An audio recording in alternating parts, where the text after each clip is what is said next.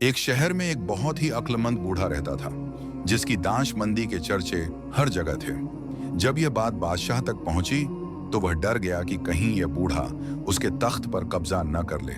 इसलिए बादशाह ने बूढ़े को जिंदा दफन करने का आदेश दिया। बूढ़े ने अपनी अक्ल से काम लिया।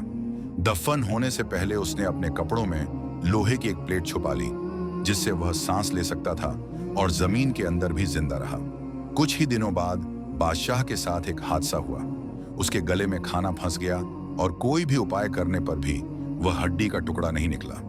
देश के बड़े बड़े तबीब बुलाए गए, लेकिन सभी नाकाम रहे। दरबारियों को याद आया और उन्होंने कहा, अगर आज वह अक्लमंद बूढ़ा जिंदा होता तो आपकी मदद कर देता। बादशाह ने तुरंत आदेश दिया कि जमीन खोदी जाए, हो सकता है वह अभी जिंदा हो। जैसे ही जमीन खोदी गई, सब हैरान रह गए। बूढ़ा जिंदा था।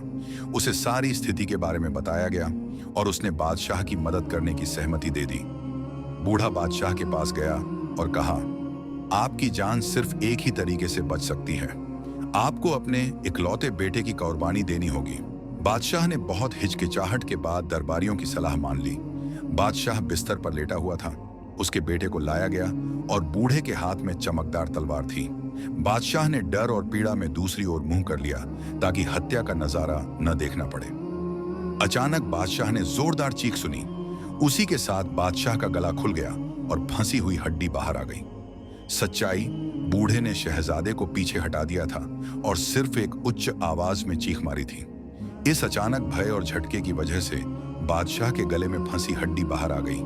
बादशाह ने अपनी जान बचाने के लिए बूढ़े को बहुत कीमती इनाम दिए और उसकी अकल की दाद दी। नतीजा, अक्ल और दांशमंदी अक्सर ताकत और दौलत से कहीं ज्यादा कीमती और असरदार होती है। अगर वीडियो अच्छी लगे तो लाइक और सब्सक्राइब जरूर करना।